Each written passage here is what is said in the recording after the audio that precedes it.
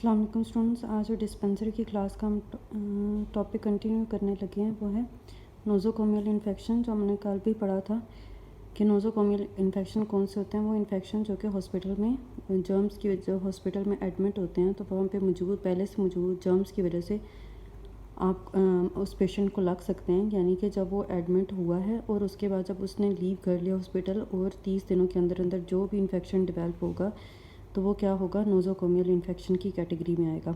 اب آپ کے پاس ہے کہ ہاتھ دھونے اور دستانے پہننے کیسے بچا جا سکتا ہے. آپ نوزوکومیل انفیکشن سے کیسے بچ سکتے ہیں. جراثیموں کو ایک مریض سے دوسرے مریض یا ایک ہی مریض کی ایک جگہ سے دوسری جگہ تک پہنچنے سے روکنے کا سب سے اہم واحد طریقہ ہاتھ دھونا ہے.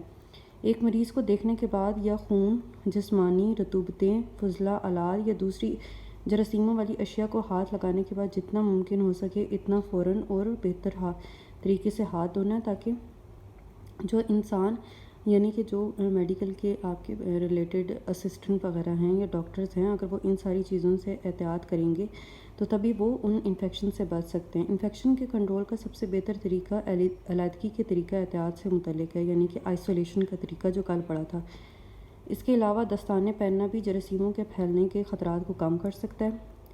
ہسپتالوں میں 3 وجوہات کی بنا پر دستانے پہنے جاتے ہیں. پہلا، دستانے ایک حفاظتی بند کے طور پر پہنے جاتے ہیں، خاص طور پر خون، رطوبتوں، فضلے، بلغم یا دوسری جراثیم سے بھرپور اشیاء کو ہاتھ لگاتے وقت. دوسرا، دستانے اس لیے پہنے جاتے ہیں کہ اسٹاف کے ہاتھ پر موجود ایک مریض کے جراثیم دوسرے مریض میں منتقل نہ ہو جائیں. تیسرا، ہر مریض کے بعد دستانے بدلے جاتے ہیں تاکہ جو ایک پیشنٹ کے جرمز ہیں وہ دوسرے میں ٹرانسفر نہ ہو.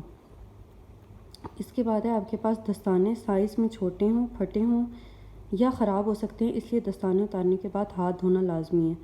ایپرن، مریض کی دیکھ بھال کے دوران ایپرن پہننے سے بھی انفیکشن کے پھیلنے کو روکا جا سکتا ہے. ایپرن یا تو ڈسپوزیبل ہو یا پھر ایپرن ایک مریض کے لیے ہی ہوتا ہے.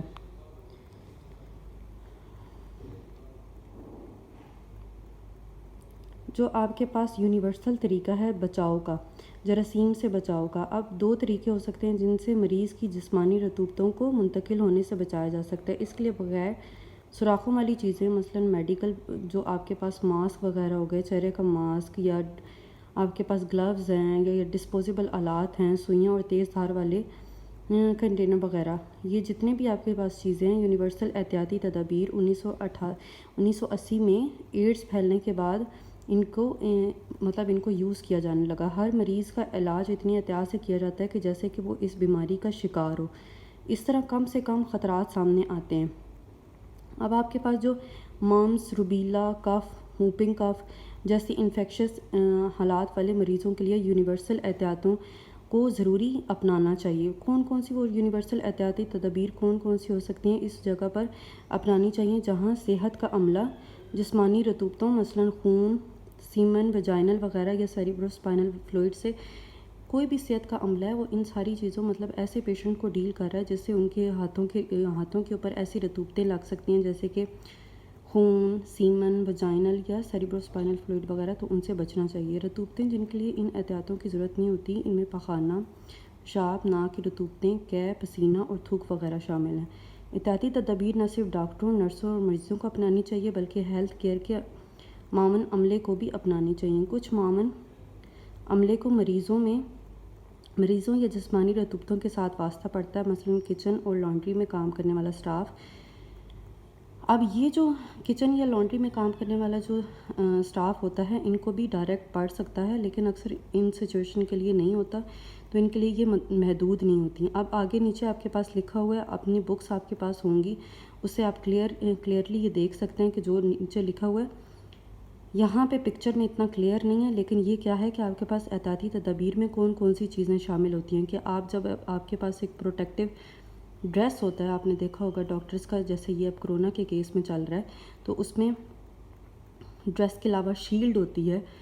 آج کل تو کافی یہ دیکھنے کو مل رہی ہے، گلاسز ہوتے ہیں، اس کے علاوہ آپ کے پاس گلوز ہیں، یعنی کہ دستانے وغیرہ، یہ ساری چیزیں شامل ہیں. آئسولیشن پریکاشن ان ہاسپٹلز. آئسولیشن کیوں کرتے ہیں؟ کچھ ایسے انفیکشنز، بیکٹیریل یا وائرل انفیکشنز جن کو زیادہ پھیلنے کا خطرہ ہوتا ہے ایک پیشنٹ سے دوسرے پیشنٹ میں، جیسے ہم نے کرونا کے کیس میں سنا ہے. تو ہاسپٹلز میں جب ان کو رکھا جاتا ہے تو آئسولیٹ کیا جاتا ہے تاکہ وہ دوسرے انسان میں منتقل نہ ہو۔ اس کے علاوہ کیا ہے آپ کے پاس کہ انفیکشن کی منتقلی کے لیے 3 عناصر درکار ہوتے ہیں: بیماری پیدا کرنے والے جراثیم کا منبع، اثر پذیر ہوسٹ اور جراثیم کے منتقل ہونے کے ذرائع، جو آپ نے لاسٹ لیکچر میں وہ دائرہ پڑھا تھا جس میں مختلف 6 لنکس پڑھے تھے، اس کی بات کر رہے ہیں کہ اس میں آپ کو اس میں انفیکشن سے کیسے بچا جا سکتا ہے۔ اگر آپ اس دائرے میں سے ایک لنک ہٹا دو گے تو باقی چین جو ہوتی ہے وہ ٹوٹ جاتی ہے، سرکل کمپلیٹ نہیں ہوتا، تو انفیکشن جو ہوتا ہے وہ نہیں ہو پاتا۔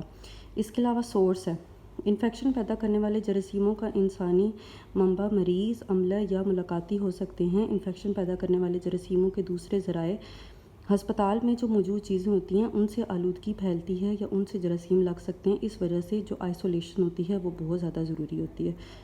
آج آپ کا ٹاپک یہیں تک کمپلیٹ ہو گیا ہے اور اب شاید 1 یا 2 ٹاپک رہ گئے ہیں جو اس بک سے پڑھنے ہیں، ادروائز پھر دوبارہ بک سے سٹارٹ ہو جائے گا اور وہ سب اسٹوڈنٹس کے لیے ایزی ہو جائے گا۔